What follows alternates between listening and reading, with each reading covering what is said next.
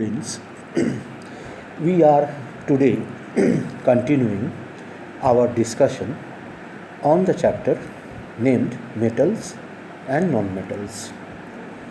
Today we'll discuss about some chemical properties, some chemical reactions of metals. Last day we have discussed about the physical properties of metals. We have discussed about activity series, the significances of activity series. All these things we have covered. So today let us proceed, and our topic today, our subject of discussion is how these metals are reacting with some common chemical agents. First of all, let us see how metals combine with oxygen. All metals, more or less, combine with oxygen to form metal oxides. Example, sodium reacts with oxygen to give sodium oxide. 4Na plus O2 giving 2Na2O. Same way, we can burn magnesium ribbon in presence of oxygen and we will get ash of magnesium oxide. Reaction 2Mg plus O2 giving 2MgO. Now, students, in this way, many more metals are there. They which are, say, above hydrogen, who enjoys their position above hydrogen in the activity series, they shows one kind of response, and a little difference is seen among the metals which are placed below the hydrogen in the activity series. So, in this way, the metals are reacting with oxygen and they are forming the corresponding oxides. We said earlier also regarding rusting of iron, regarding corrosion also, we have discussed this part. Next, let us now concentrate over those metals, some metal oxides, which are acidic as well as basic in characters. These oxides, like aluminum oxide, zinc oxides, they behave in this manner. They are called amphoteric oxide. Amphoteric, amphoteric oxides. They react with bases and acids as well. For example, when ZnO reacts with dilute hydrochloric acid, it forms zinc chloride and water. That means when ZnO, when zinc oxide is reacting with hydrochloric acid, it is acting as a base. It is showing that it is basic in nature because it is reacting with acid, thereby performing the neutralization reaction and forming the corresponding salt and water. On the other hand, when this same zinc oxide is heated with sodium hydroxide solution, it forms sodium zincate and water. That means when zinc oxide is reacting with sodium hydroxide, it is acting as an acid. It is acidic in nature. So see, with this very example of zinc oxide only, we have said the reaction with hydrochloric acid and also with sodium hydroxide. In both these cases, one by one, in one case it is acting as a base, in the second case it is acting as an acid. The reactivities of metals towards oxygen, now as we said earlier also, is little bit different. Some metals react with oxygen quite rapidly at room temperature itself, and some react when heated, while there are metals which react only on prolonged heating. Example we already said about sodium and potassium, also we can say they react with oxygen at room temperature to form the basic oxides. Like sodium is acting with oxygen to form sodium oxide. In the same way, potassium is also reacting with oxygen to form potassium oxide. Reaction 4Na plus O2 is giving 2Na2O. Similarly, reaction for potassium with oxygen is 4K plus O2 giving 2K2O. Now we said also about magnesium also. Magnesium does not combine with oxygen at room temperature, but yes, when it is heated, it burns in oxygen with a dazzling white light and produces magnesium oxide. Reaction is 2Mg plus O2 giving 2MgO. Since magnesium reacts with oxygen less readily than sodium, so magnesium is less reactive than sodium. This much we can say. Zinc reacts with oxygen only when it is strongly heated to form zinc oxide. So, without strong heating, zinc will not react. It requires more heat energy than what magnesium is requiring. Reaction of zinc with oxygen is as follows: 2Zn plus O2 giving 2ZnO. Since zinc reacts with oxygen less readily than magnesium, so zinc is less reactive than magnesium. Now, copper, if we take the example of copper, copper does not react with oxygen even on strong heating. It, however, reacts very slowly on prolonged heating, forming cupric oxide. So see, copper is behaving in some more different manner. Reaction 2Cu plus O2 giving 2CuO. Now since copper reacts with oxygen much less readily than zinc, so copper is less reactive than zinc. The order of reactivity of these metals towards oxygen then we can sum up as sodium greater than magnesium, magnesium greater than zinc, and zinc greater than copper. So in this order it responds with oxygen. Now let us see how they react with water. We have said little bit about reaction of these metals with water also when we have discussed about corrosion, when we discussed about rusting of iron. Let us once more say some words, few sentences regarding the reaction of these metals with water. Now different metals react differently with water. Some metals react with water at ordinary temperature, some do only when heated, while some metals react with steam. In each case, sodium is evolved. Here are some examples. Metals such as potassium, sodium, calcium, they decompose water at ordinary temperature only. Rather, we can say in cool water. They do not require any warmness of water. Reaction are as follows: 2K plus H2O giving 2KOH plus H2, 2Na plus 2H2O giving 2NaOH plus H2.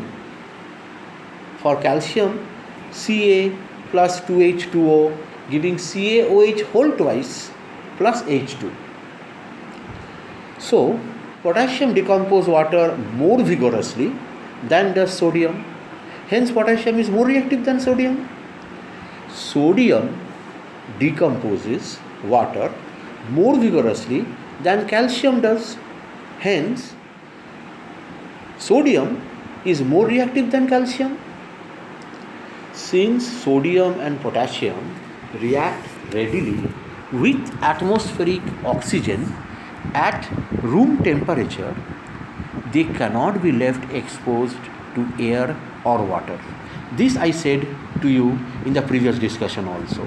And as a result, as because they cannot be left exposed to air or water at room temperature, so they are always kept under kerosene.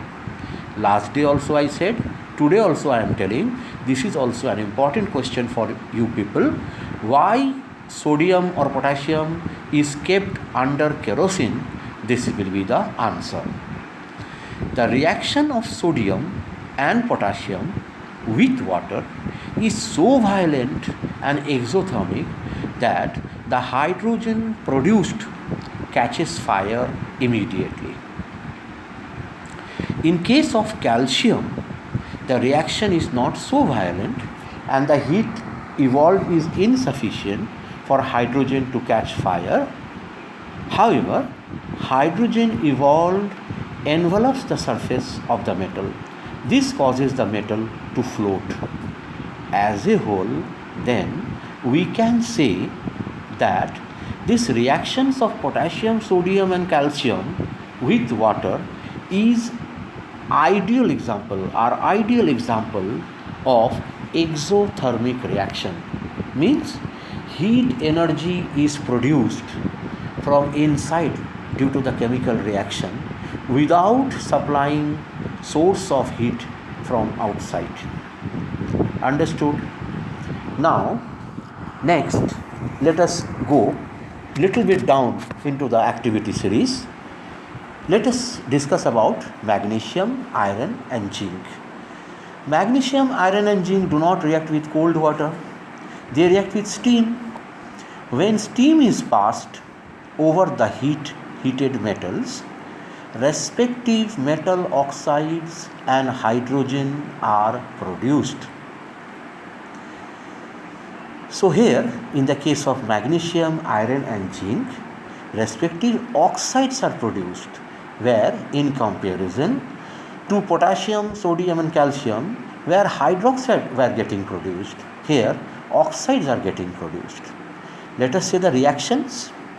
Reactions, as we said, magnesium Mg plus H2O is giving magnesium oxide MgO plus H2, hydrogen gas. Similarly, zinc Zn plus water H2O is giving zinc oxide ZnO plus hydrogen gas H2.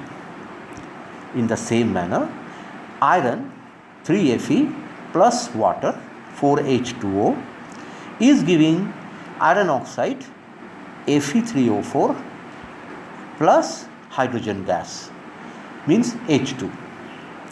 So these are about reaction of magnesium, iron and zinc with cold water. Let us go little bit more downward in the activity series. Metals such as copper, mercury and tin, they do not react with water either at ordinary temperature, that is room temperature, or at higher temperature also. The order of reactivity of these metals with water, then how can we say? Sodium greater than magnesium, magnesium greater than zinc, zinc is little bit greater in activity in comparison to iron, iron is greater than copper. So in this way we can arrange the various metals according to their order of reactivity so far as reaction with water is concerned. Now, students, let us now enter into the reaction of metals with acid. Metal usually react with acid to displace hydrogen from acids. The less reactive metals, however, do not displace hydrogen from acid. The rate of reaction between a metal and an acid depends on the electropositivity of the metal. A more electropositive metal reacts with an acid more rapidly than does a less electropositive metal. So, if we consider sodium, then sodium reacts with dilute hydrochloric acid very vigorously to form sodium chloride, and hydrogen gas is evolved.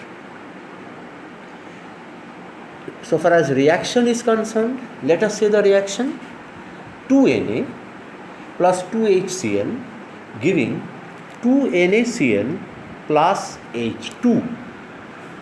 This is because sodium metal is highly reactive, so they are reacting in this manner. Now magnesium reacts with dilute hydrochloric acid quite rapidly but much less vigorously than does sodium to form magnesium chloride and hydrogen. This shows that magnesium is less reactive than sodium. The reaction so involved is magnesium plus hydrochloric acid, Mg plus 2HCl is giving MgCl2 plus H2. Now, let us say something about zinc. Zinc reacts with dilute hydrochloric acid to produce zinc chloride and hydrogen. But the rate of this reaction is slower, rather much more slower than that with magnesium. Hence, zinc is less reactive than magnesium. Reaction zinc plus hydrochloric acid, that is Zn plus 2HCl, is giving ZnCl2 plus H2. So this was about zinc. Let us say something about copper. Copper does not react with dilute hydrochloric acid. This shows that copper is less reactive than zinc. That is why you will see in the reactivity series copper is much more in the down rank in the activity series list. So the rate of reaction of metal with an acid is also depending upon the nature of the acid. Thus, aluminium reacts with dilute hydrochloric acid and dilute sulfuric acid at a reasonable fast rate. So these acids, that's why, are known as strong acids. On the other hand, aluminium reacts with weak acids such as phosphoric acid and acetic acid very slowly. Let us say the reaction aluminium reacting with hydrochloric acid, like so in reaction 2Al plus 6HCl giving aluminium chloride and hydrogen gas, 2AlCl3 plus 3H2. Similarly, aluminium reacts with phosphoric acid to give aluminium phosphate and hydrogen gas, 2Al plus 2H3PO4 giving 2Alpo4 plus 3H2. It is slow reaction. In the same way, aluminium reacts with acetic acid to give aluminium acetate plus hydrogen gas. So see how the rate of reaction is varying from one acid to another with these metals. This much is enough for today. In the next part, we will continue our discussion. Till then, goodbye.